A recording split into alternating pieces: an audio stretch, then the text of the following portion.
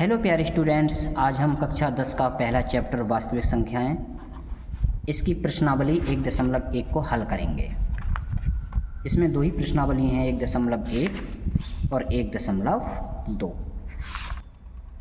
प्रमेय नंबर 1.1 अंकगणित के आधारभूत प्रमेय। प्रत्येक भाज्य संख्या को अभाज्य संख्याओं के गुणनफल के रूप में व्यक्त किया जा सकता है तथा यह गुणनखंडन अभाज्य गुणनखंडों के आने वाले क्रम के बिना अद्वितीय होता है। इस प्रमेय को समझते हैं, समझो ध्यान से। इसमें आया है हमारा भाज्य संख्या और अभाज्य संख्या। तो पहले भाज्य संख्या और अभाज्य संख्याओं को समझो। भाज्य संख्या क्या है बेटा? वह संख्या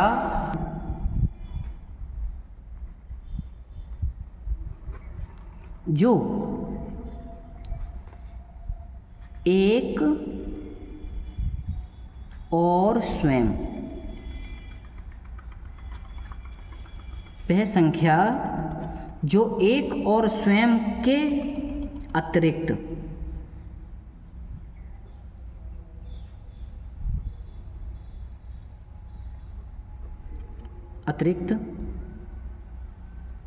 अन्य किसी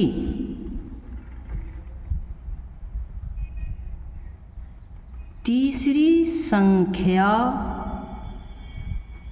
से भी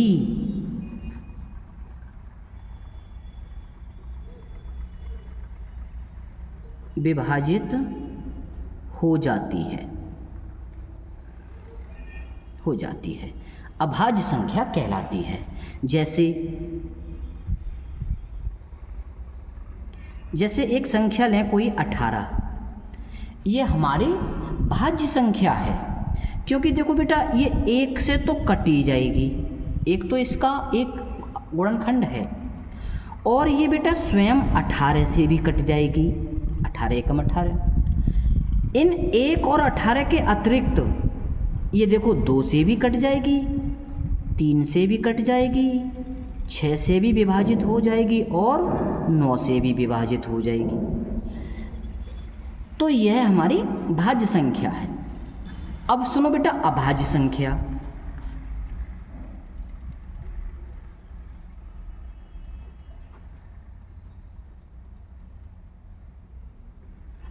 अभाज्य संख्या क्या है?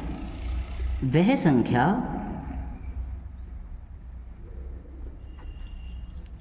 जो एक और स्वयं के अतिरिक्त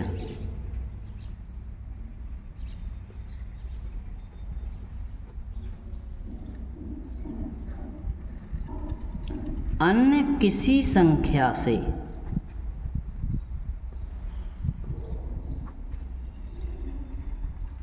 अन्य किसी तीसरी संख्या से विभाजित नहीं होती हो।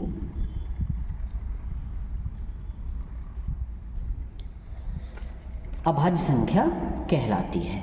जैसे बेटा 17 एक ऐसी संख्या है जो केवल 1 से कटेगी और स्वयं 17 से विभाजित होगी और किसी तीसरी संख्या से विभाजित नहीं होगी। अब हमें इस प्रमेय में यही समझाया है, इस प्रमेय में समझाया है मैं कि प्रत्येक भाज्य संख्या को अभाज्य गुणनखंडों के गुणनफल के रूप में व्यक्त किया जा सकता है। जैसे कोई अभाज्य संख्या ले लो, मान लो 12 ले ली हमने, 12, तो 12 के जो अभाज्य गुणनखंड होंगे, 2 से भाग दी 6, फिर 2 से भाग दी 3 और इस 12 के जो अभाज्य गुणनखंड होंगे वो 2 गुणा में लिख लेते हैं, 2 गुणा 2 गुणा 3। इस 12 के मात्र यही अभाज्य गुणनखंड होंगे और इनके अतिरिक्त कोई अभाज्य गुणनखंड हो ही नहीं सकता। हाँ, इनका क्रम बदल सकता है। तो यही इसमें समझाया है। क्या समझाया है?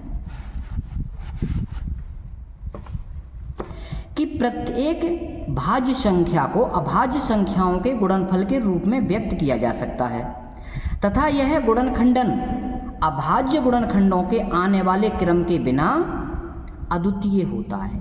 यानी कि ये जो गुणनखंडन है अभाज्य गुणनखंडों के आने वाले क्रम के बिना ये अद्वितीय है और ऐसा कोई गुणनखंडन इस 12 का हो ही नहीं सकता।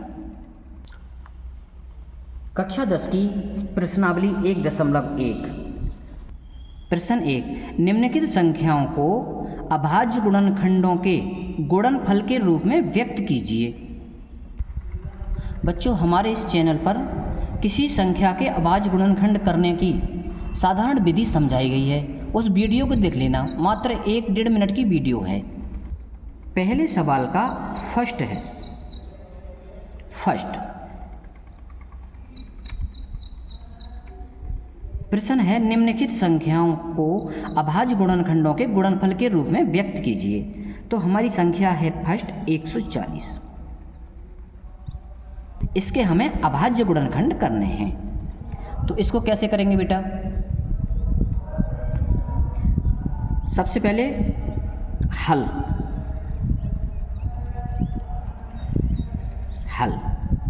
में लिखेंगे दी गई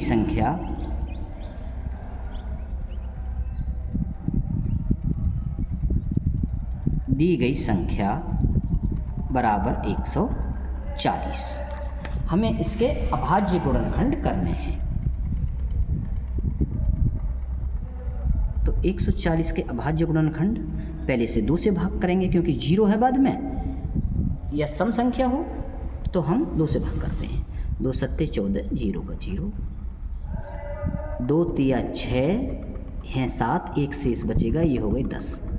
अब 10 को 2 से भाग करेंगे 5 बार, 5 से काट देंगे इसको। अब इकाई अंक 5 है तो 5 से काट देंगे, 5 सत्ते 35 और ये 7 कम 7। तो बेटा ये जो दी गई संख्या 140 है, इसके अभाज्य गुणनखंड हो जाएंगे 140 बराबर 2 की घात 2। इसको हम जब ये 2 बार हैं तो गुणा में लिख देंगे या घात में लिख देंगे, गुणा 5 गुणा 7 हो गए। इस फर्स्ट का हम दूसरा सवाल करेंगे। दूसरे सवाल में संख्या दी है 156। इसको भी हल करेंगे। चाहे तो आप डायरेक्ट हल लिख सकते हैं, संख्या को ना लिख करके हल। दी गई संख्या 56, इसके अभाज्य गुणनखंड करेंगे, 2 से काटेंगे, 2 सत्ते 14, 1 शेष बचेगा, ये हो गए 16, 2 अट्ठे 16। फिर 2 से काटेंगे, 2 तिया 6 हैं ये 7, तो यहाँ से 1 शेष बचेगा, उस शेष को अगली संख्या के ऊपर लिख देते हैं और फिर बता देते हैं कि अब ये 18 हो गया। 2 नेम 18, इनका योग 12 हो रहा है, 3 से कट जाएगा तो 3 से काटेंगे, 3 1 कम 3, 3 3 और फिर 13 एक अभाज्य संख्या है, 13 से काट देंगे। तो 156 जो है इसके अभाज्य गुणनखंड हो जाएंगे 2 की घात 2 गुणा 3 गुणा 13। इस फर्स्ट का थर्ड हो जाएगा, फर्स्ट का थर्ड संख्या है 3825। हल करेंगे।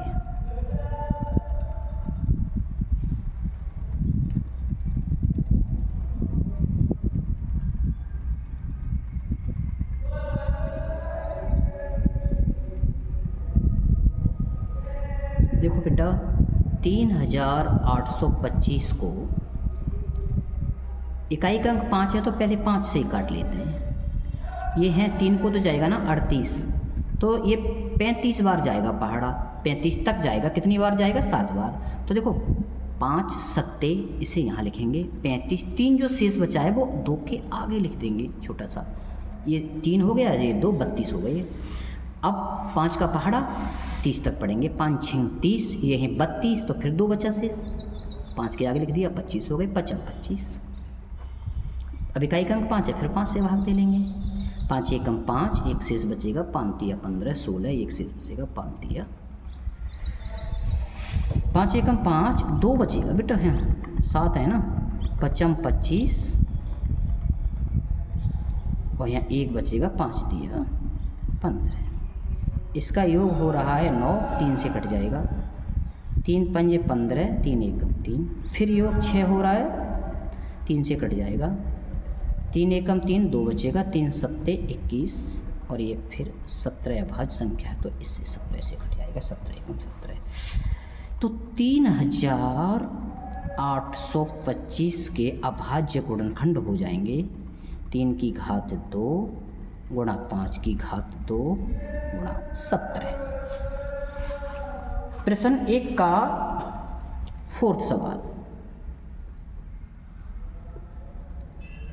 संख्या है 505। दी गई संख्या हमारी क्या है बेटा, हल लिख देंगे, ये लिखना मत भूलना हल बेटा। दी गई संख्या 5005, तो हम 5005 के अभाज्य गुणनखंड करेंगे, 5 से भाग लगाएंगे, 5 एकम 5, 0 0, 5 एकम 5। ऐसे भी कर सकते हैं, हम ऐसे भी लगा सकते हैं। 1001, इसको ये बेटा हमारा देखो योग 3 नहीं है, 3 से नहीं कटेगा, 7 से देखेंगे, 7 एकम 7, 3 बचेगा, हाँ 7 से कट जाएगा, 7 एकम 7, 3 बचा, 7 चौक 28, 2 बचा और 7 तिया 21। 143 दिख रहा होगा, किससे कटता है बेटा, 11 से, 11 एकम 11, 3 बचेगा, 11 तिया 33 और ये 13 से।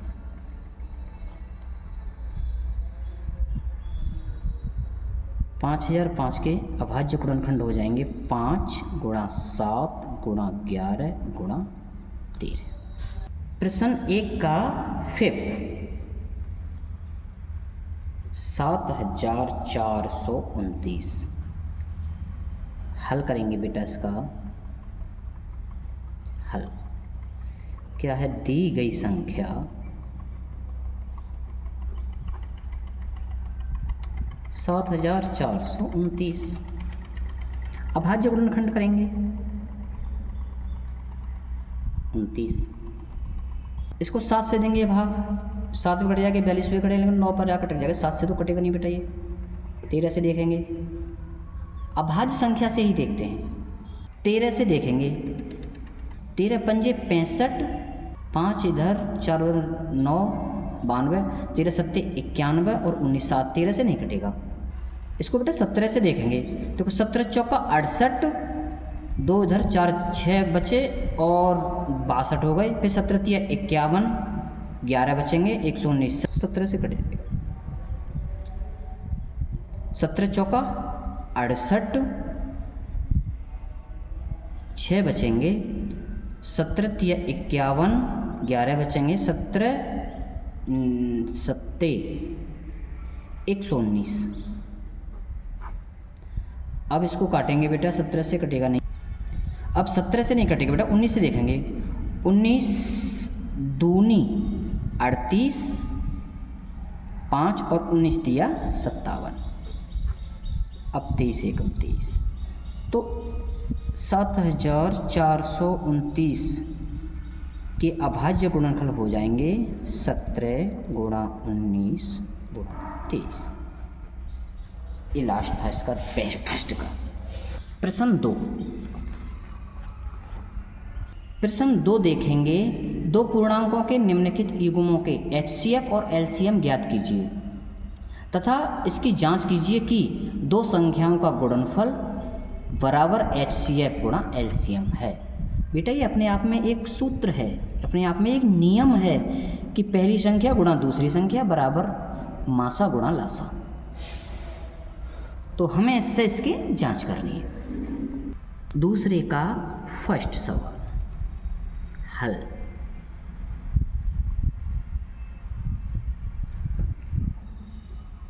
26 और 91, 26 और 91, इनका हमें HCF और LCM दोनों ज्ञात करने हैं और जांच भी करनी है। तो बेटा 26 को अभाज्य गुणनखंडों के रूप में लिखो। इधर हम रफ कार्य कर लेते हैं। लो जी, 26 के गुणनखंड हो जाएंगे 2 एकम 2, 2 तिया 6, 13 अभाज्य है, 13 एकम 13, तो ये आ जाएंगे 2 गुणा 13। और इस 91 को भी अभाज्य गुणनखंडों के रूप में लिख लो। लो जी,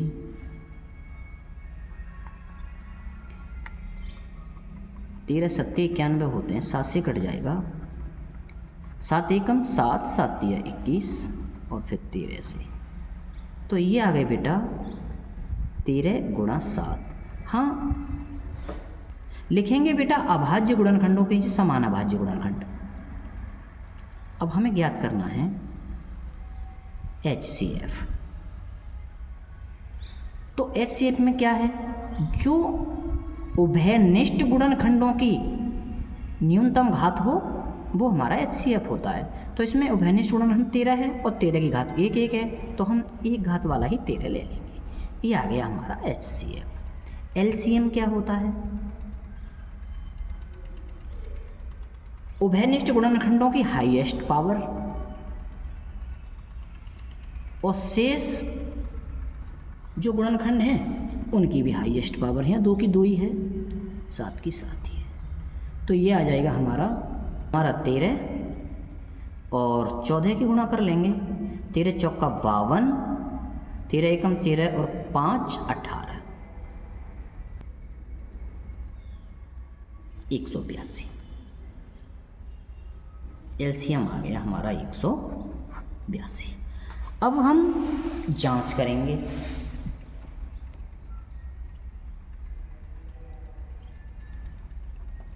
जांच,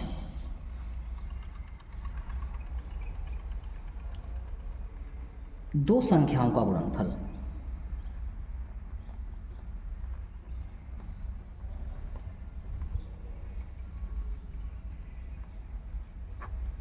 बराबर HCF गुणा LCM। देखो हमारी दो संख्या हैं 26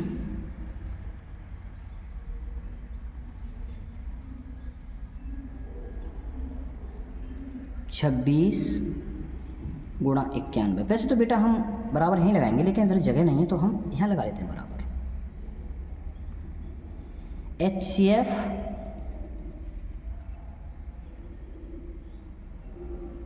तेरह, LCM 182। इनकी गुणा कर लेंगे बेटा। इधर रफ्कार इसी साइड में करते हैं। 6 एकम 6, 6 9 54, 2 18, 6 6, ये 8 5 13, 23। इधर जो इनकी गुणा है बेटा वो 23 66 आई है, इनकी भी गुणा कर लेंगे। 13 दूनी 26, 13 अट्ठे 104, 104 और 2 106, 10, 13 एकम 13 और 10 23।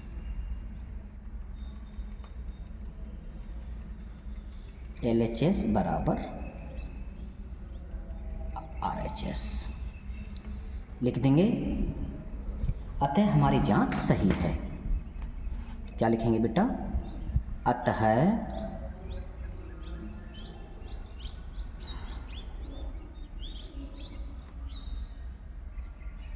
हमारी जांच सही है। ठीक है। दूसरे का सेकंड, ये संख्याएं हैं 510 और 92। हल करेंगे बेटा। हल, पहले इन दोनों संख्याओं को अभाज्य गुणनखंड के रूप में लिखेंगे।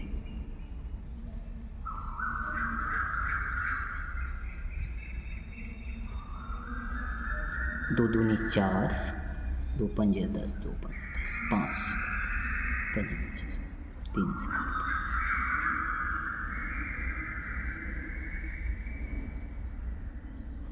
2 से कट हो गए, 2 छिक्का, फिर 2 से ये आ जाएगा बेटा 2 गुणा 3 गुणा 5 गुणा 17, 92 आ जाएगा, 2 की पावर 2, 23। इन दोनों संख्याओं को अभाज्य गुणनखंड के रूप में लिख लिया। अब HCF बता देंगे। HCF क्या है बेटा? उभयनिष्ठ गुणनखंडों की न्यूनतम घात। उभयनिष्ठ गुणनखंड मात्र 2 ही है और 2 की न्यूनतम घात है 2, 1, तो ये आ जाएगा हमारा 2। ये हमारा HCF आ गया। LCM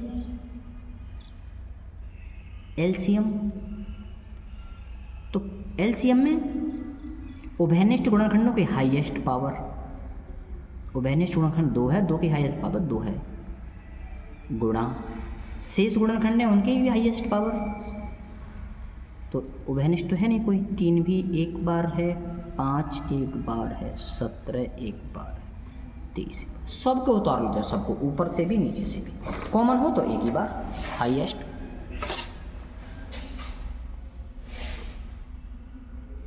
एलसीएम आ जाएगा।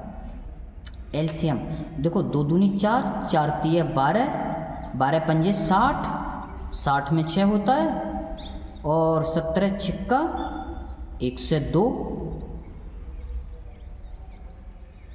60 में एक 0 था। अब हम इसमें 23 की गुणा कर लेंगे। 3 0 को 0, 3 दूनी 6, 3 0 को 0, 3 1 3, 2 0 को 0, 2 दूनी 4,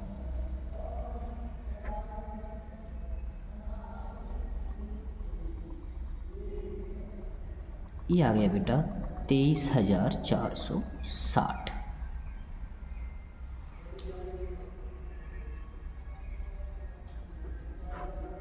एलसी जब HCF और LCM आ जाए तो जांच करते हैं।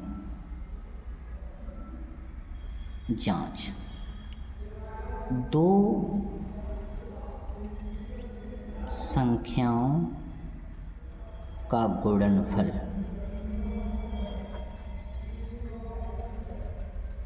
HCF गुणा LCM। तो दोनों संख्या क्या क्या है हमारी? 510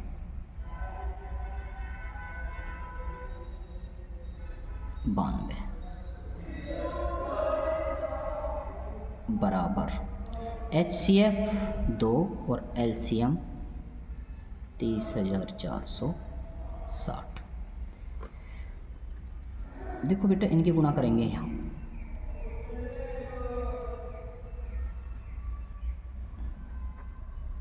2 एकम 2 9, 5 दूनी 10,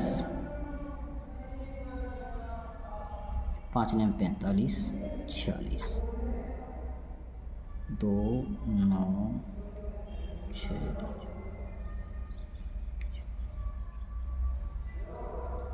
ये आ गई बेटा 46,920। इनकी गुणा करेंगे, 2 की तो है ही कर देंगे, 2 0 का 0, 2 छिक्का 12, 2 चौक 8 और 1 9, 2 तिया 6, LHS बराबर RHS। अतः हमारी जांच सही है। ये सवाल हो गया बेटा, ये सवाल भी हो गया बच्चों। सवाल है दूसरे का थर्ड। ये संख्याएं देखो 336 और 54 संख्या लिख ली। हल में इनके अभाज्य गुणनखंड लिख लेंगे। 336 के इधर कर लेंगे,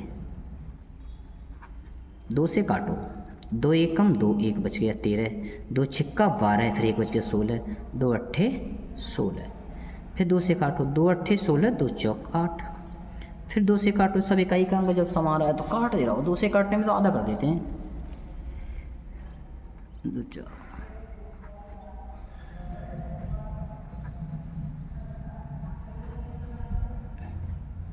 इसके अभाज्य गुणनखंड आ गए 2 की घात 1 2 3 4 और 3 गुणा 7। 54 को भी लिख देंगे बेटा अभाज्य गुणनखंड के रूप में। 2 से 2 दूनी 4, 2 सत्ते 14, फिर 2 से नहीं कटेगा ना, विषम आ गई तो 3 से, 3 नेम 27, फिर 3 से, 3 दिया 9, 3 से 1। जब तक 1 ना आ जाए तब तक काटते रहते हैं। इसके अभाज्य गुणनखंड आ जाएंगे 2 गुणा 3 की घात 3। इन दोनों संख्याओं के अभाज्य गुणनखंड आ गए, हम HCF निकाल देंगे। HCF में क्या करते हैं, कॉमन गुणनखंडों में न्यूनतम घात। तो देखो यहाँ 2 की घात 4, 2 की घात 1, तो 2 ही लेंगे। यहाँ 3 की घात 1, यहाँ 3 की घात 3, तो कम से कम लेंगे बेटा, न्यूनतम वाली 3। और कोई कॉमन है नहीं तो नहीं लेंगे। तो हमारा HCF आ गया 6। LCM, जो इन दोनों में कॉमन में हाईएस्ट जो पावर है वो लेंगे, तो 2 की घात 4। इनमें हाईएस्ट का पावर 3 की घात 3 और 7 में तो अकेला 7 है तो 7 को ले लेंगे।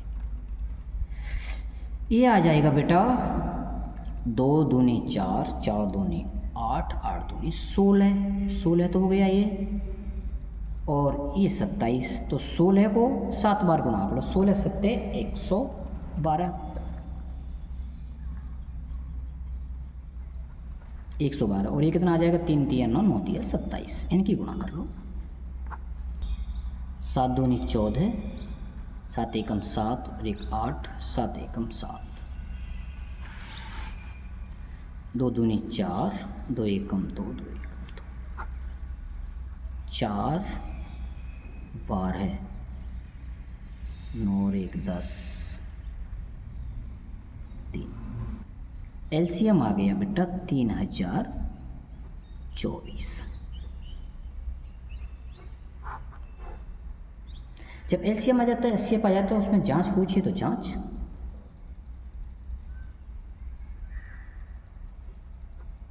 जांच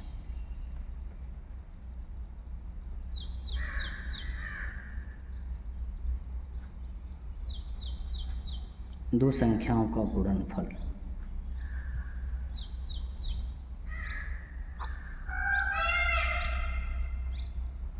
HCF गुणा LCM। दो संख्या क्या है हमारी, 336 गुणा 54 बराबर HCF 6, LCM 3024।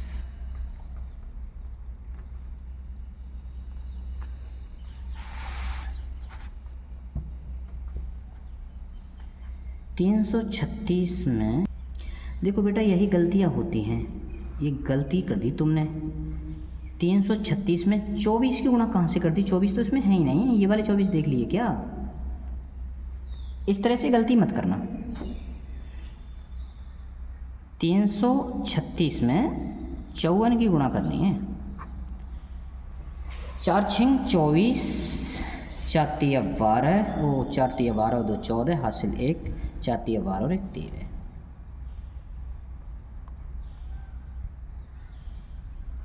गुणा 5 की करेंगे, 5 छिंग 30, 5 तिया 15 और 3 18, 5 तिया 15 और 1 16, जोड़ो 4 4 1 हासिल 1 7 18। 18,144, इनकी गुणा आ गई 18,144 बराबर इनकी। देखो 6 चौक 24 के 4 हासिल 2, 6 दूनी 12 और 2 14, 14 की 14 जीरो है तो, और 6 तिया 18। LHS बराबर RHS। अतः हमारी जांच सही है। तीसरा प्रश्न देखेंगे, अभाज्य गुणनखंड विधि द्वारा निम्नलिखित पूर्णांकों के HCF और LCM ज्ञात करने। ऊपर 2 संख्या दी थी, यहाँ 3 दी हैं, तो 3 के लिए जांच लागू ना होती है ये वाली, केवल ये 2 संख्याओं के लिए ही लागू होती है। पर 3 संख्याओं का लासा और मासा निकालने को आता है पेपर में हर साल, इसको देखेंगे, बहुत इंपॉर्टेंट है। तीसरे का फर्स्ट, तीसरे का फर्स्ट संख्या है 12, 15 और 21।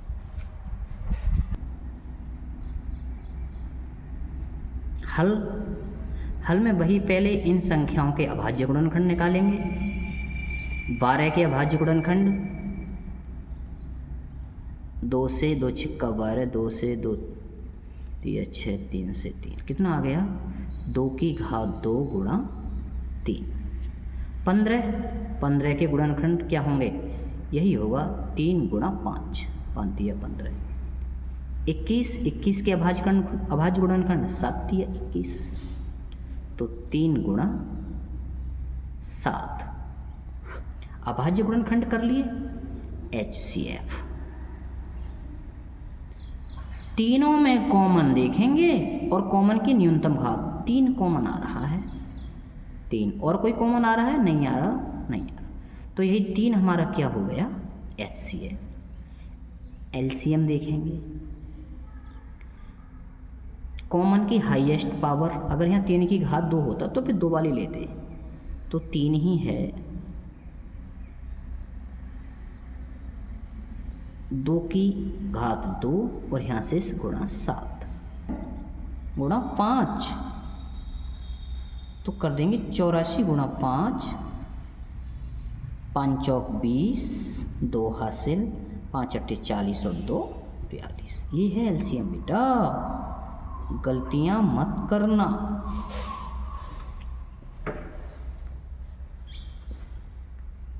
लिख देंगे, अतः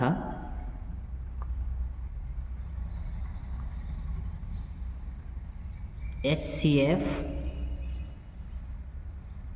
3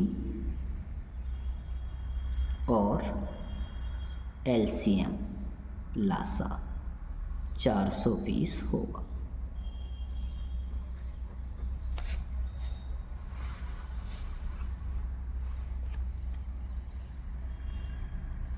तीसरे का सेकंड, इसमें गलती मत करना। सेकंड है 17, 23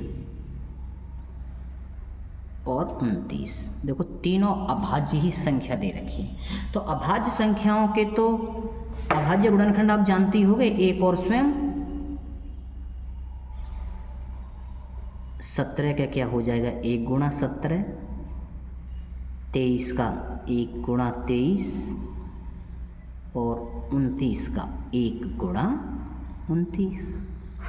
क्या करोगे, HCF 1। और याद रखना, जब भी अभाज्य संख्याओं का HCF पूछा जाए तो 1 ही आता है।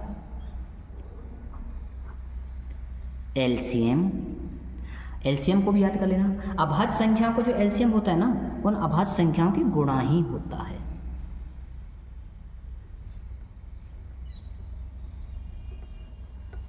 इनकी गुणा करेंगे, 17 तिया 51, 17 दूनी 34 और 5 29 से कर देंगे। 9 9 नेम 81, 9 तिया 27 और 8 35, 2 9 दूनी 18, 3 दूनी 6 और 1 7 जोड़ दो।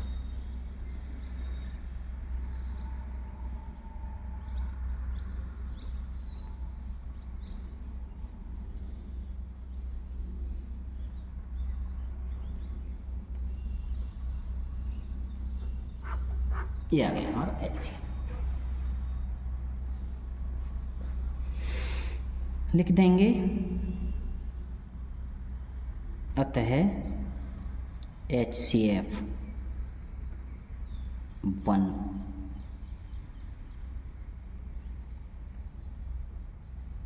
और LCM 11,339 होगा।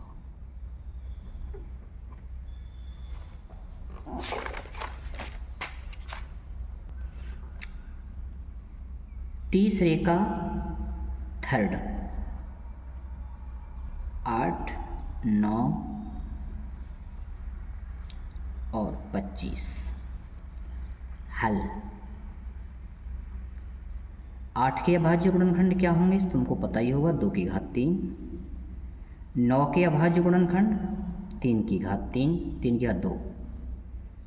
और 25 के अभाज्य गुणनखंड 5 की घात 2। HCF कोई कॉमन नहीं आ रहा है तो 1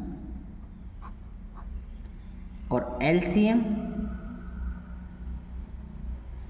कॉमन कोई नहीं है तो इनकी हाईएस्ट पावर 2 की घात 3 गुणा 3 की घात 3 5 की घात 2। कितना हो जाएगा बेटा ये देखो, 2 दूनी 4 4, 2 दूनी 4 4 दूनी 8 और 25, इसमें से 4 ही गुणा कर दो इस 25 में। 25 चौका 100, 2 यहाँ से बच जाएगा और 3 तिया 9, 9 दूनी 18, 1800।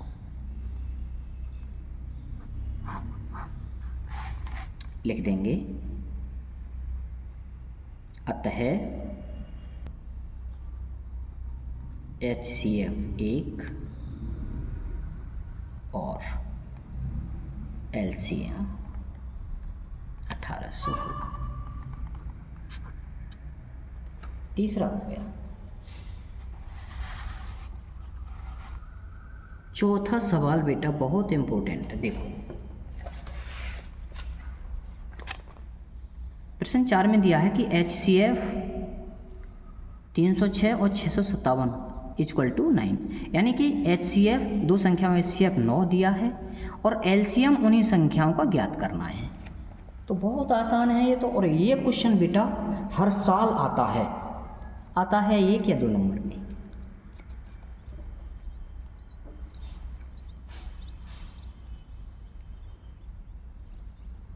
हल दिया है HCF, किस किस का HCF 306, 657 9 दिया है।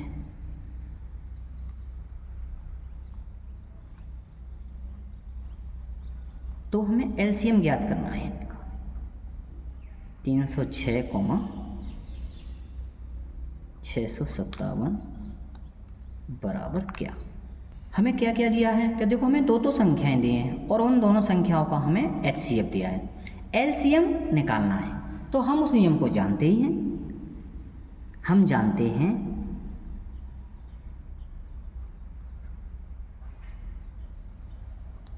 जानते हैं कि क्या दो संख्याओं का गुणनफल बराबर HCF गुणा HCF, या पहली संख्या गुणा दूसरी संख्या लसा गुणा मसा। हम जानते हैं कि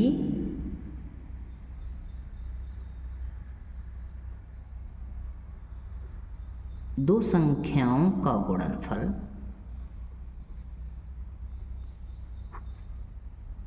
बराबर HCF गुणा LCM। दो संख्या हमारी क्या है बेटा, ये है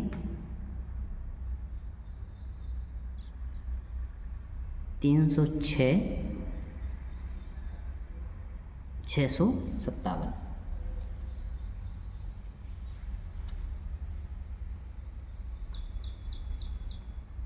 HCF 9 गुणा LCM हमें ज्ञात करना है। पक्षांतर करके इधर लिखेंगे ये पद, इनको इधर लिख देंगे।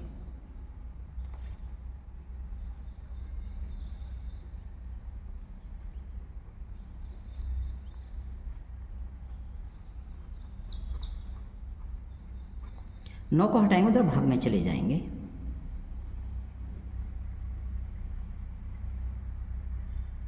बराबर और बटे की लकीर दोनों बराबर के बीच से खींचते हैं।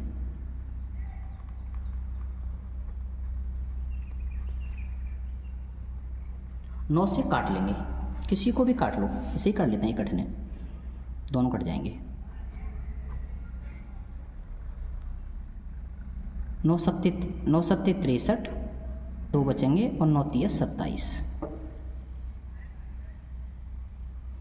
306 गुणा 73। इनकी रफ कार्य में गुणा कर लेंगे।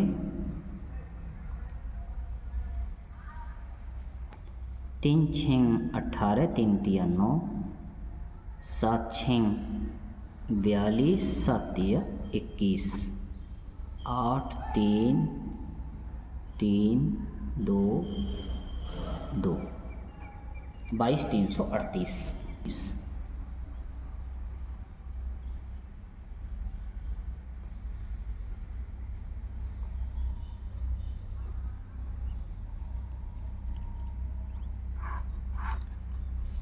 लिख देंगे।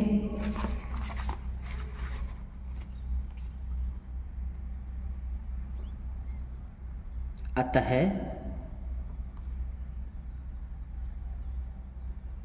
LCM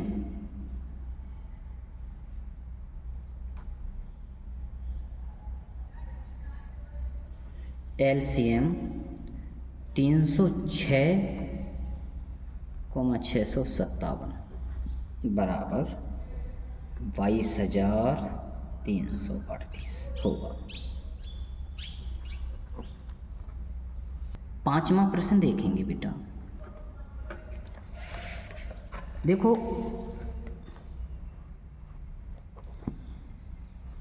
5वां प्रश्न है, जांच कीजिए कि क्या। देखो जब क्या आ जाए तो उसका उत्तर हाँ और ना में तो देना ही है, और कारण पूछे तो कारण भी बताना है। जांच कीजिए कि क्या किसी प्राकृतिक संख्या n के लिए संख्या 6 की घात n अंक 0 पर समाप्त हो सकती है। तो नहीं, क्योंकि बेटा 6 की घात n का मतलब है प्राकृतिक संख्या 1 2 3। 6 की घात कुछ भी हो वो तो 6 अंक पर ही समाप्त होगी। तो कराते हैं। तो इसका आंसर लिखेंगे नहीं, उत्तर लिखेंगे नहीं।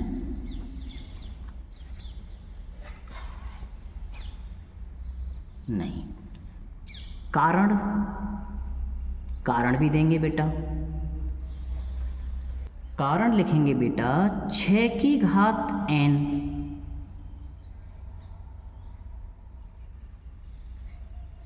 जहां n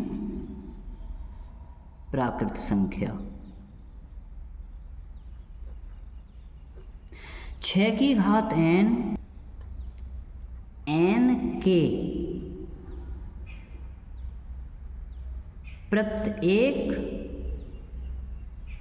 प्राकृतिक मान पर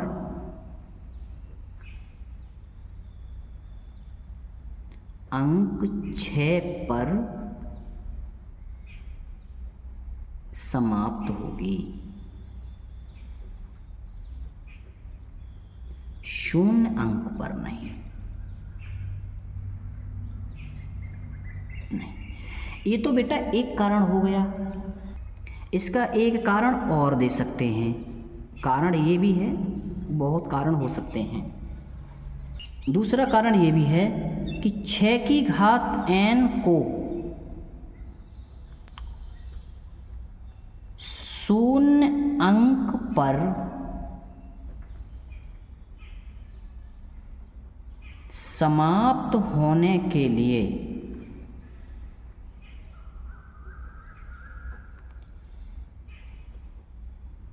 आधार के गुणनखंड 2 गुणा 5, चाहे तो लिख लो 2 की घात n गुणा 5 की घात m, कुछ भी लिख सकते हैं। 2 गुणा 5 का क्रम होना जरूरी है,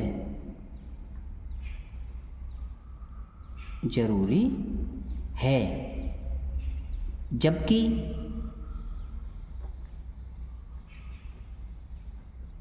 आधार 6 का क्रम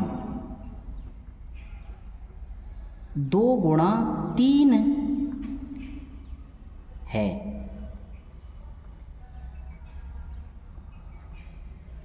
अतः यह संख्या शून्य पर समाप्त नहीं होगी। कोई सा भी कारण लिख सकते हो बेटा, चाहे इसे लिख दो चाहे इसे लिख दो। प्रश्न 6 देखेंगे बेटा। प्रश्न 6 है, व्याख्या कीजिए कि 7 गुणा 11 गुणा 13 प्लस 13 और 7 गुणा 6 गुणा 5 गुणा 4 गुणा 3 गुणा 2 गुणा 1 प्लस 5 अभाज्य संख्याएं क्यों हैं। तो हमें ये बतानी है कि अभाज्य संख्याएं क्यों हैं।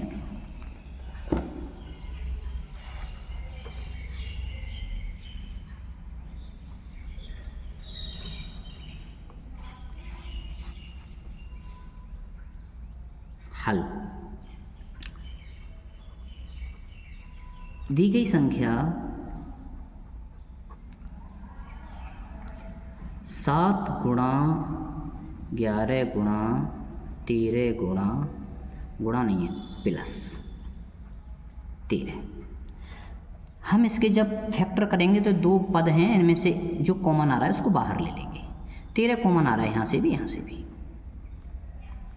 यहाँ से बचेगा 7 गुणा 11 प्लस यहाँ से बचेगा 1। ये हो जाए 11 सत्ते 77 और 1 78, यानी कि ये हो गया 13 गुणा 78। और देखो बेटा, एक तो हर किसी का अभाज्य गुणनखंड होता ही है, तो लिख देंगे दी गई संख्या के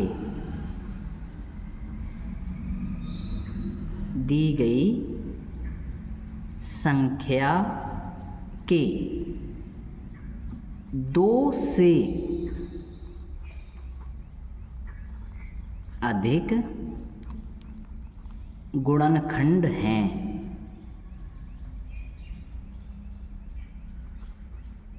अतः संख्या भाज्य होगी। दूसरी देख लो इसी की,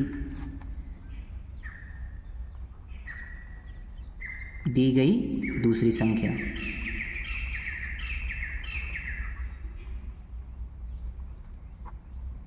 ये कितनी है बेटा, 7 गुणा 6 गुणा 5 गुणा 4 गुणा 3 गुणा 2 गुणा 1 और प्लस 5। ये तो क्रम से ही दे रखी है सब गुणा में। देखो ये भी 2 पद हैं, प्लस के द्वारा अलग अलग हो रहे हैं, तो इसमें से हम 5 कॉमन ले लेंगे, 5 दोनों जगह है। यहाँ से बचेगा 7 गुणा 6 गुणा 4 गुणा 3 गुणा 2 प्लस 1। एक को गुणा में क्या लिखेंगे भाई, एक की गुणा करने पर वही प्राप्त होता है।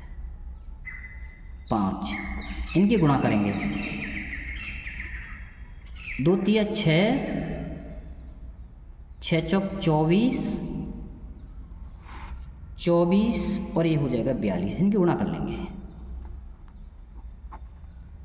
4 दूनी 8, 4 चौक 16, 4 8, 8 0 10, एक प्लस भी तो है, +1, 9 आएगा बेटा, ये 9। अब देखो, एक तो सभी का गुणनखंड होता है, इसमें भी यही लिख देंगे।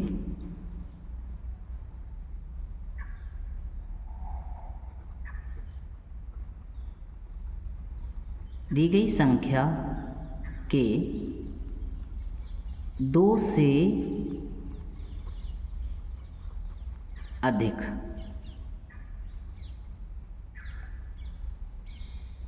गुणनखंड हैं, अतः दी गई संख्या भाज्य संख्या होगी।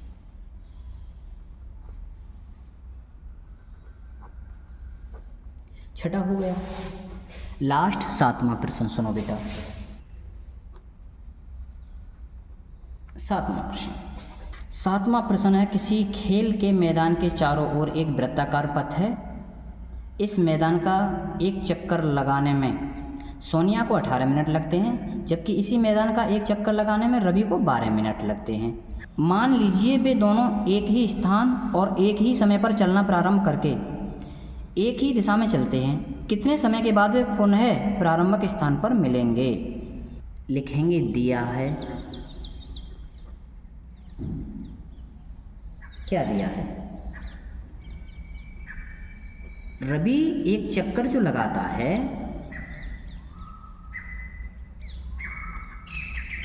बारह मिनट में, रवि 12 मिनट में प्रति चक्कर लगाता है, और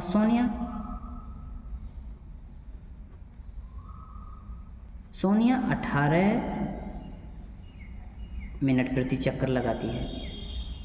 तो पूछा है कि वो दोनों, देखिए एक वृत्ताकार पथ है, इससे यहाँ से दौड़ना शुरू करना है, एक धीरे धीरे जाता है, एक तेज जाता है, तो वो कितने न्यूनतम समय में प्रारंभिक स्थान पर मिल जाएंगे? तो प्रश्नानुसार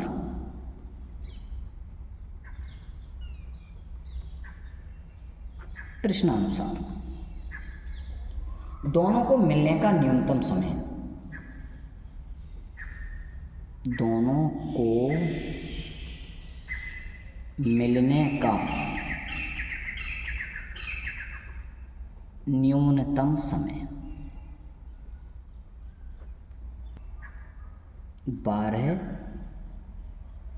व 18 का एलसीएम होगा।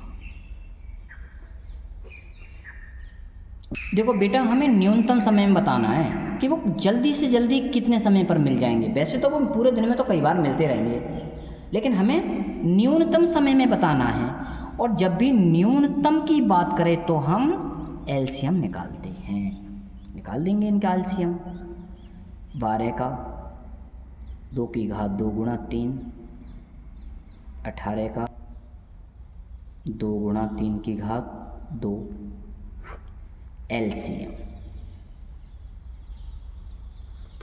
हाईएस्ट पावर लेंगे 2 की घात 2, 3 की हाईएस्ट पावर 3 की घात 2, कितना हो जाएगा? 2 दूनी 4, ये वाला 9, 36।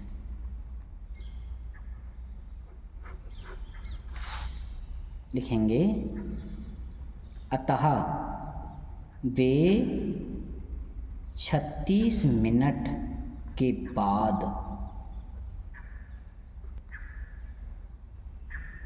उसी स्थान पर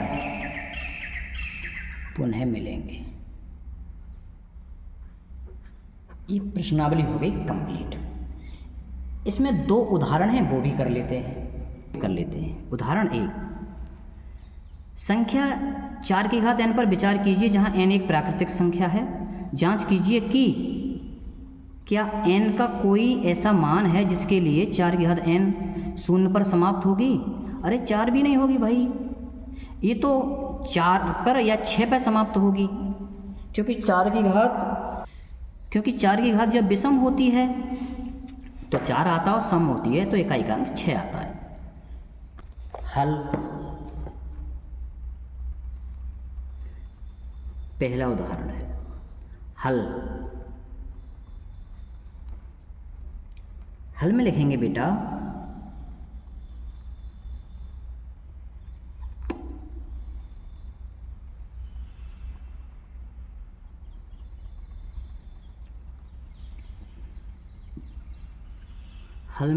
बेटा उत्तर नहीं।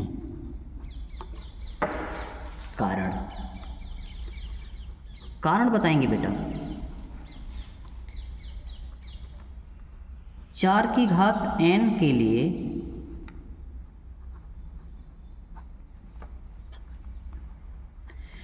n बराबर 1 2 3 डॉट डॉट डॉट प्राकृत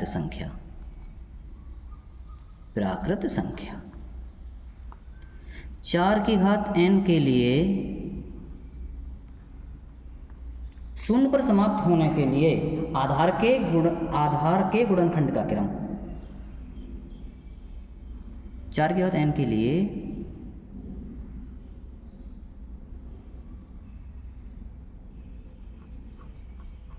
शून्य पर समाप्त होने के लिए आधार के गुणनखंड का क्रम 2 गुणा 5 का होना आवश्यक है।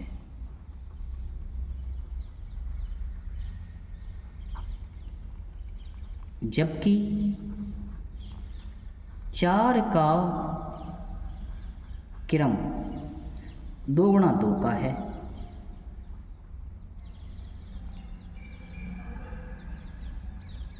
अतः 4 की घात n 0 पर समाप्त नहीं होगी। हो गया। उदाहरण दूसरा देखो। इसका दूसरा उदाहरण है कि संख्या 6 और 20 के अभाज्य गुणनखंड विधि से HCF और LCM ज्ञात कीजिए। ये तुम कर लोगे। ये अभ्यास हमारी समाप्त।